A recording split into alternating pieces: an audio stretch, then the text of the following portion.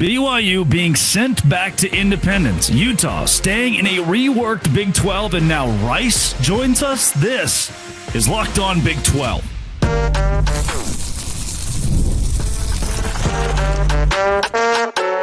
You are Locked On Big 12, your daily podcast on the Big 12 Conference. Part of the Locked On Podcast Network, your team every day.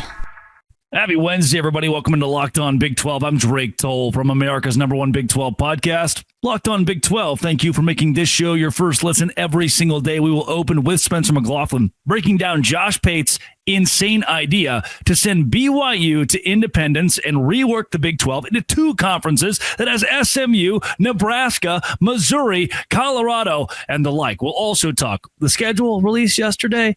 Was it good? Was it bad? Do we like that? I'm going to finish the show with my immediate reaction that I had, and that immediate reaction featured some very choice words about rivalry week not existing. I'm not happy that happened. I'm still not happy with that. If you hit subscribe, I get to keep my job. Should we make BYU independent again? All right, so Josh Pate threw something out the other day that is worthy of discussion on this very program. Off season. So he laid out his ideal college football conferences and what they would look like. And you know what? As crazy as it seems to suggest something like this, it's not the most far-fetched thing in the world if college football continues to move towards breaking away from other sports and being its own entity. Something like this, maybe we wouldn't call it conferences, maybe we would call it divisions, I don't know, could in fact return to the sport one day. But the Pac-10, not 12, Pac-10 would exist. Colorado and Utah would be a part of the Big 8 with Missouri, Oklahoma State, Nebraska, Iowa State, and the Kansas schools. The ACC would have a lot of familiar faces, but the Big East would return. The Big 10 wouldn't look as it does right now. Drake, you have thoughts on this? What exactly do you think Mr. Pate is getting wrong with this idea? I'm fairly passionate about the idea that we would send BYU into independence. Very interesting to me that they if you're a BYU fan and you've been so happy, they're at a conference for 2 years, and then someone who represents a large portion of college football podcasters or creators, or a guy who I consider to be a very middle of the road voice, and what I'm trying to say there is that he's very like people listen to, he's talented, and he plays it down the middle. That's a guy that I trust and I want to listen to. And then you're a BYU fan going, oh, we were just there for a long time. Please don't do it again. What I don't understand is his leaning on independent teams like Vanderbilt or Northwestern, Notre Dame being independent, still in Josh Pate's fantasy world is also interesting to me. And where I do think this is complete and utter bad is a Mississippi State getting to stay in the SEC, or a school like a Northwestern still being in this conversation, because not Northwestern, but Wake Forest still being in this conversation. Because what we know is in the future of college football, what we're going to see is if you don't have enough money to revenue share with your athletes, if you don't have enough money to be a valuable member of your conference and bring the conference money, you're going to at some point die. And if you have enough money to move up, you're going to move up. What we're seeing is a Florida State, Clemson, and North Carolina being unhappy to the point where we're going to try to rework how we pay our schools in the ACC just to keep them in that conference. And the day can come where they're able to go to the Big Ten, the SEC, and not make $20 million less than other schools like an Illinois for playing in the Big Ten. And the Big Ten goes, well, we would love to have Florida State. What are we doing with Illinois over here, though? Do we have to have those guys? Those conversations are going on behind closed doors right now of how to be profitable in college football today. And I don't think the way to do that is to create a Southwest Conference with TCU and Rice and Arkansas and Baylor and Texas Tech and the University of Texas Longhorns. This is a fun Josh Pate pipe dream. What I don't understand is if we're going to create the perfect pipe dream, why it would look exactly like this. I think there are too many holes, and it almost seems as though we're adding hope to something that is hopeless. We'll go with Spencer McLaughlin, Locked On College Football, in the front row. Yes, thank you. So one thing that he is attempting to highlight here that I can appreciate is the importance of regionality and a return to that, because these new look conferences, there are exciting elements about them. You get some great games, Oregon, Ohio State this past year, Michigan, Washington in the Big Ten, Texas and Georgia in the SEC.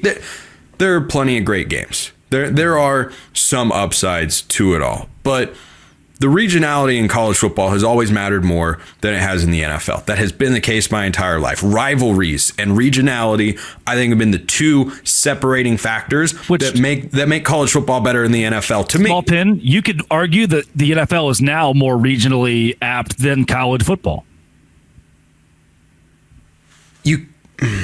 Divisions, man, they're closer than Rutgers and UCLA. No, that's true. That's true with the divisions they have, but division games, even though you play an opponent twice a year, which I think actually minimizes the importance in some sense of rivalry games like Seahawks 49ers, you don't have the same level of urgency to any one of those particular games, because the NFL is, hey, you can lose 6 games, still make the playoff. And that's where college football is migrating towards. We're already at the point where you can lose 2 games. That didn't used to be the case, and make the playoff, except for 2007 LSU, who won a national championship. Clemson?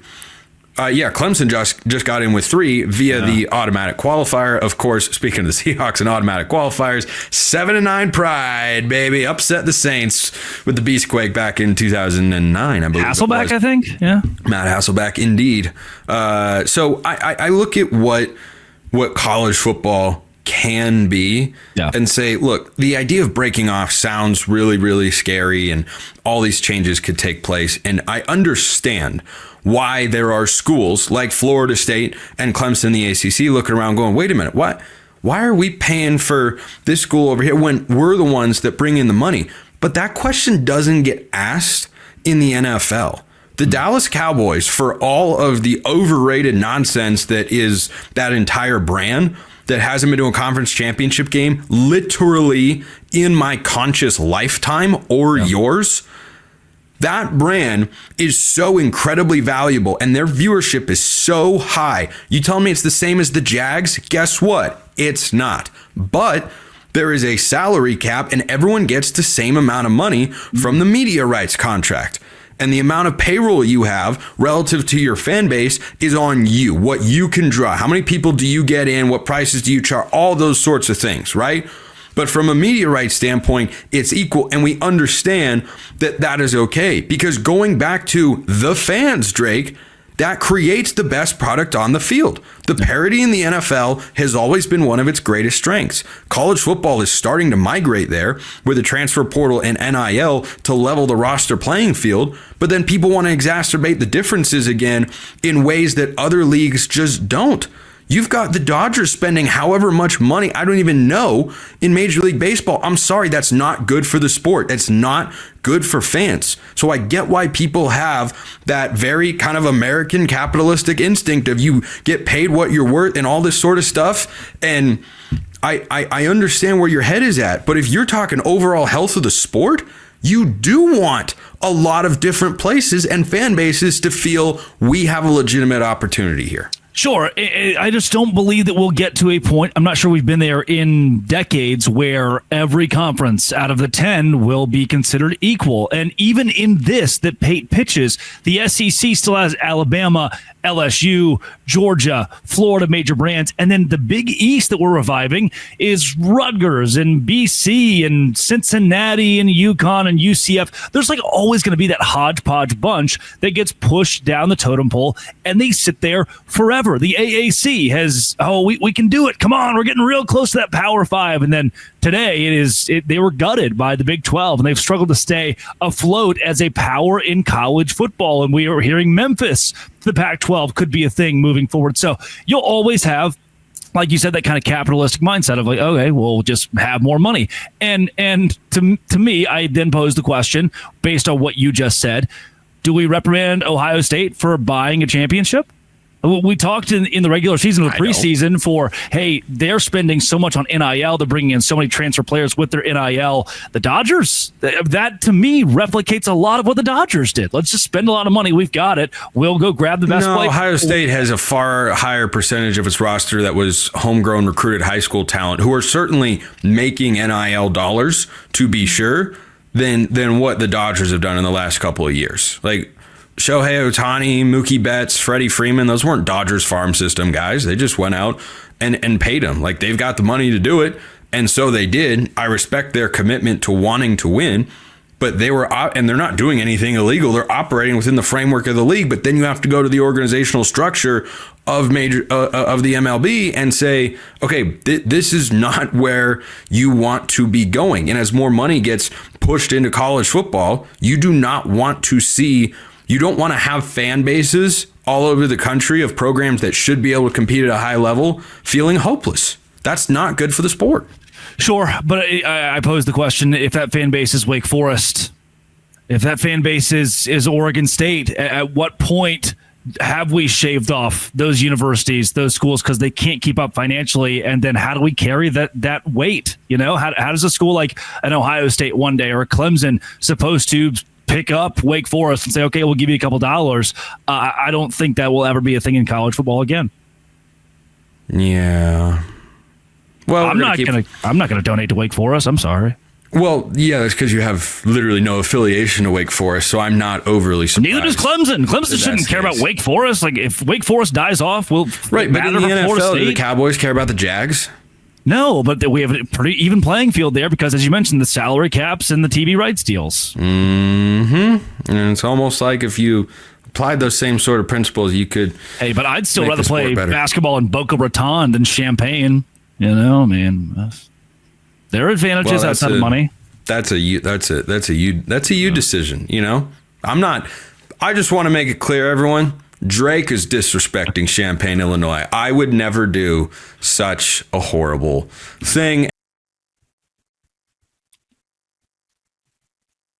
Today's show is brought to you by Game Time. Oh, yeah. Game Time is where I go. Super Bowl's coming up. You're like, oh, man, I want to get tickets to the Super Bowl. If you want to go to a big event, concert, comedy show, the Super Bowl, Game Time Picks. It's never been easier. With Game Time Picks, the app does all the hard work for you, curating the best deals so you won't waste time searching through endless ticket listings. Been using Game Time Picks for a whole long time. They have super deals, seat views. That's a game changer, by the way. Before I hit buy, I can see the seats. And you're covered with the lowest price guarantee. If you find a better deal somewhere else, they'll refund you 110% of the difference. Ready to make your next event even better? Download the Game Time app, create an account, use code LOCKEDONCollege for $20 off your first purchase. Terms apply. Again, that's code LOCKEDONCollege for $20 off. Download Game Time today. Last minute tickets, lowest prices, and that is guaranteed.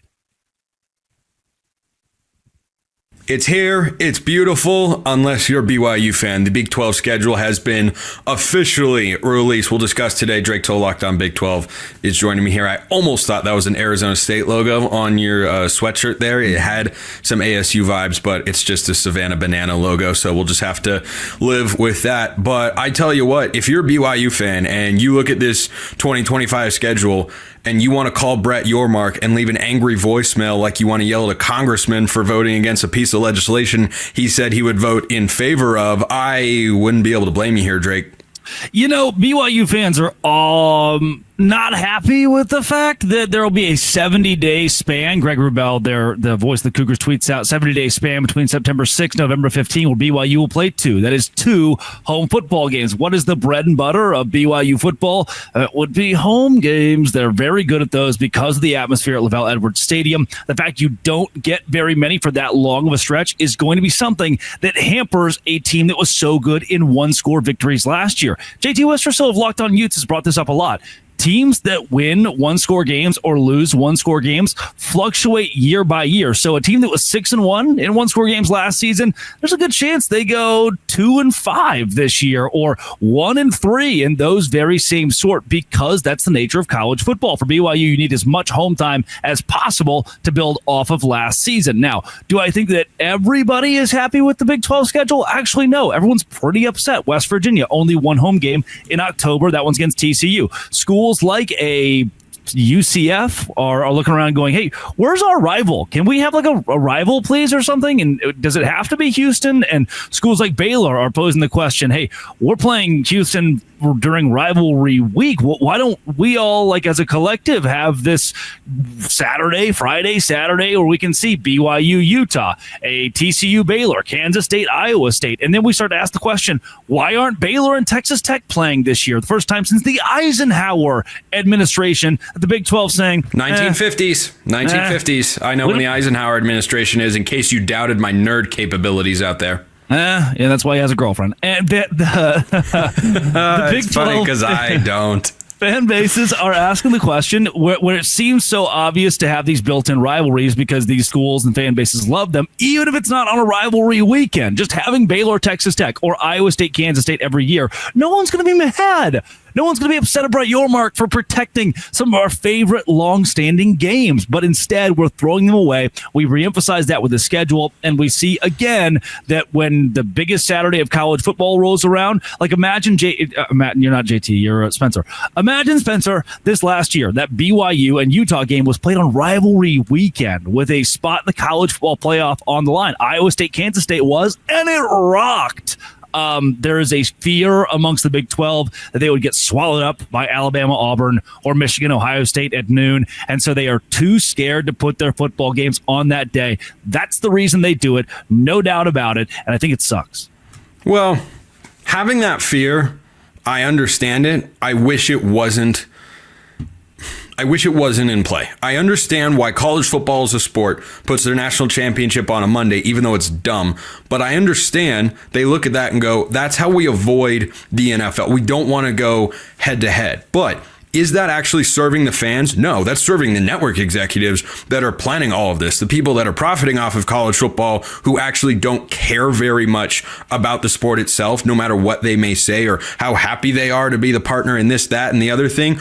There are a lot of moves like this, for instance, a lack of rivalry weekend highlighting by the Big 12 where fans have to look around and go, wait, aren't we the reason that you have a sport in the first place? This would be a glorified exhibition if tens of thousands or hundreds of thousands of people didn't show up to a stadium, or if millions didn't watch on TV. You wouldn't have any of this. Why can you not consider us in your decision making? And that's where I've always come at sports discussion and commentary in these sorts of matters is, hey, can we remember why sports are great? Remember in COVID when there were no fans in the stands? It was better than nothing, but it stunk. It stunk. It wasn't the same product, didn't have the same juice, didn't feel anywhere near as exciting. But on the BYU front, I want to go back to this because I think the point that JT made to you is the correct one, which is the Cougars have got 6 home games and 6 road games. That is not a typical split for a Power 4 team because they're going at East Carolina. I don't know why they are doing this. And on the one hand, I understand the frustration for BYU fans to say, hey, we had 2 home games in this long of a stretch. What the heck is that? On the flip side, some of that is on BYU because the non-conference scheduling is left up to who? The universities to control. I think they have too much control. But they're playing Stanford at home on September 6th, and then the following weekend, they've got a bye, and then they go at East Carolina. Nobody made them do that. That is something that was orchestrated by the university. So I think you can have a gripe with the Big 12 Conference and how they have laid this thing out, while also recognizing that stat that the Voice of the Cougars tweeted out is also partially the fault of the administration. Can I also put into perspective for BYU fans? No, you're not allowed to. It's my show, and you'll do whatever I say. I'm kidding. Go ahead. Can I help BYU fans a little bit here? You didn't get one of the hardest schedules in this conference. Your non-conference is pretty pitiful, by the way. You're going to win all 3 of those games. You should go win them going away. Then you open conference play with these 4 games at Colorado, West Virginia, Arizona, Utah, teams you beat the brakes off of last year or teams that shouldn't be that great this year. That at Colorado is the toughest of those 4, I think, because the Utah game is at home. Your toughest 2, you have a bye week between them at Iowa State, bye at Texas Tech. Then you finish the year at home against TCU, at Cincinnati, at home against UCF. You'll be favored in probably all 3 of those. You got a pretty soft cushion to open with, a pretty soft landing spot as well, and your toughest games have a bye week between them. If anybody should be excited about where the Big 12 put you, it's probably the BYU Cougars. There are other schools like a Cincinnati who opens with Nebraska next season who are asking the question, what are we going to do? How are we going to do it? How are we going to keep our coach when the cards are stacked against us in both non-conference and in conference? And for BYU, you won't have to ask that. Like Baylor's going to have a really tough go at things when they play Auburn, SMU, Samford, Arizona State, at Oklahoma State, Kansas State. That's the 4 of those games are really brutal. So you get a bye week and then go on the road against TCU, who will still be very good this season. That sucks. If you're BYU, I'd be very happy with the Big 12 has you, even though that 70-day gap with 2 home games seems so daunting. Boy, that Baylor schedule. That's not fun, man. SMU, Auburn, Arizona State to open Big 12 play, Kansas State. Here's the upside, though. That's what, a 5-game stretch that you listed? Yeah, something like that. If Baylor goes 3-2 in that 5-game stretch, are we extending Dave Aranda for a lifetime contract? Probably, actually, yes. Yeah, I mean, that's kind of what it feels like it's worthy of. So I look at this BYU schedule, and yeah, the home game aspect is challenging and suboptimal, but I look at the road games, Drake, and they're going to be settled into the season before they play a road game that I think is truly difficult at Iowa State on October 25th. I know at Colorado and at Arizona are capable of being difficult, but I don't know, even with Fafita back, that Arizona is going to be some great team. And I think Colorado is a pullback team. So the hot start for BYU they had this past season, I think that's 100% attainable with the returning core of players that they have beyond Jake Retzlaff at quarterback. Sure, yes. I would look for the BYU Cougars to be a top 15, borderline top 10 team after their first 3 weeks of the season, based on the way their schedule is and where they will likely be in the 16-17 range in the preseason AP poll. From there, we'll start to ask the question, would it have been worth it to play a road game against NC State?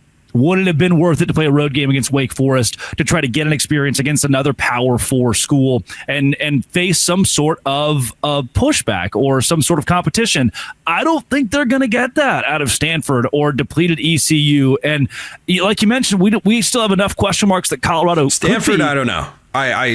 I legitimately don't know. They have to be better. Lavelle, and it's going to be a night game too. Yeah, I'm just wondering. I think Troy Taylor's a really good coach. He's had a couple of wins in his tenure that he shouldn't have had based on the talent profile that Stanford has. So I don't know that you learn nothing there, but Stanford's struggling to adapt to the modern world of college football. I just think they have a good coach.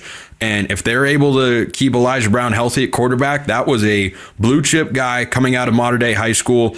He'd be young. It'd be a tough environment for him to win it. I wonder. That's all I say. I wonder. I don't think BYU's going to have the second most talented roster in that game, but on a given day, they could have the second best coaching staff.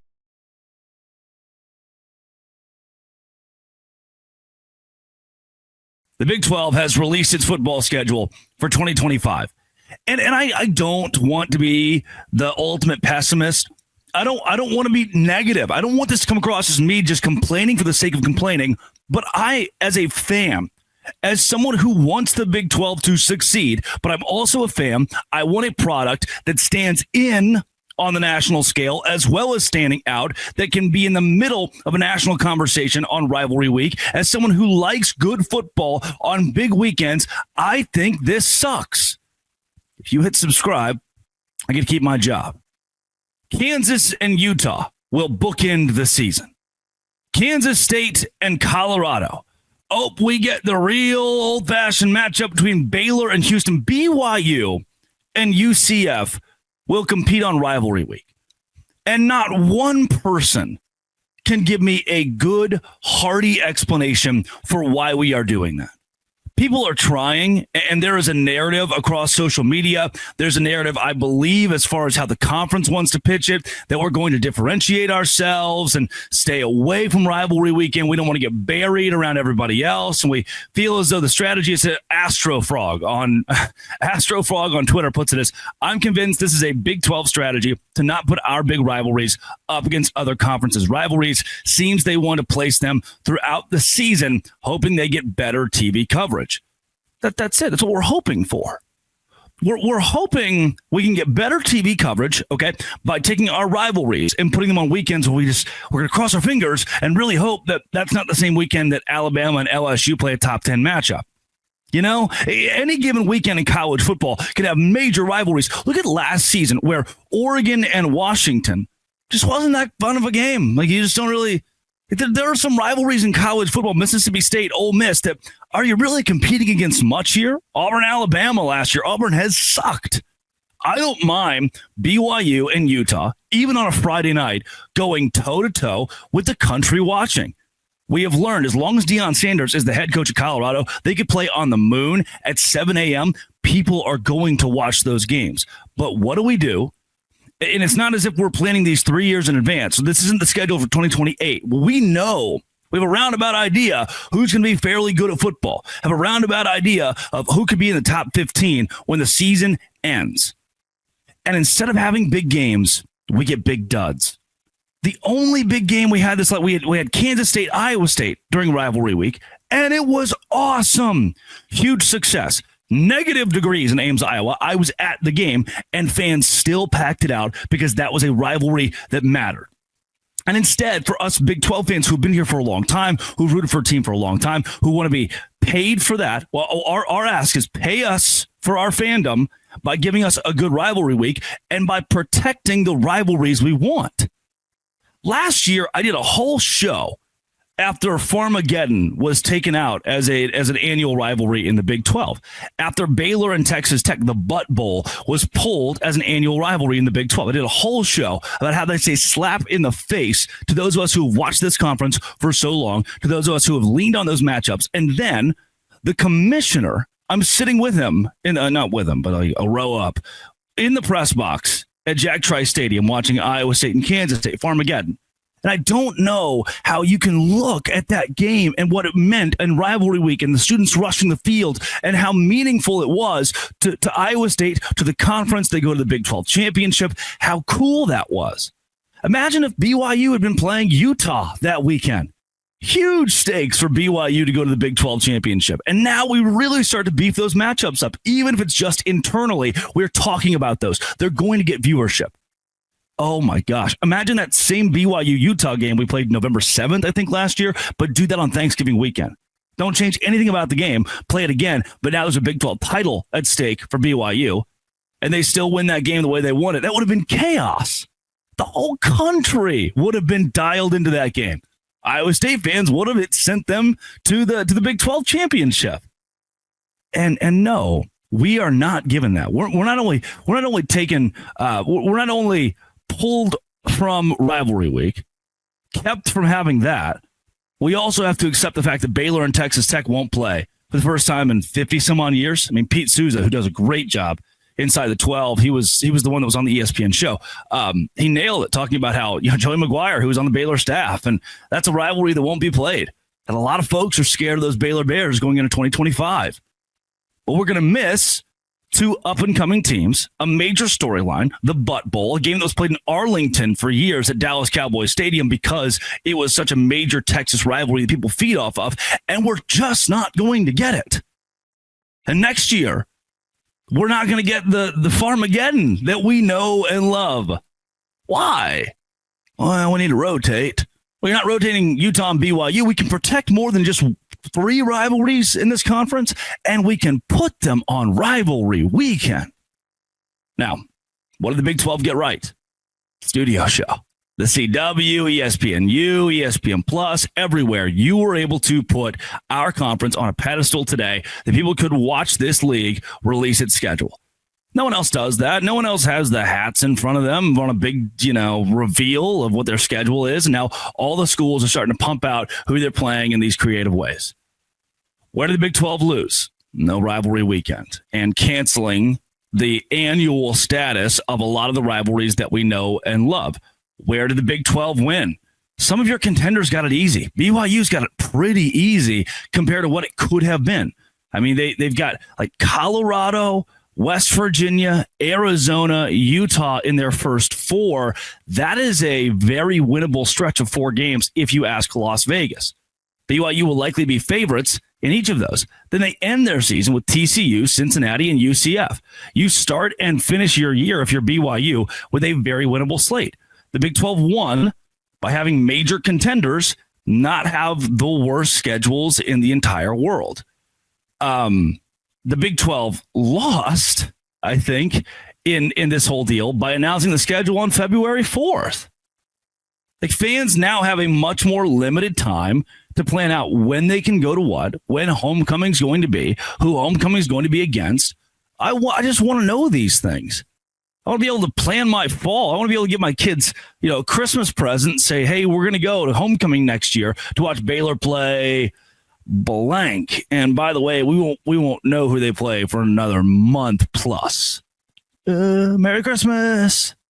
It's smaller stuff to me.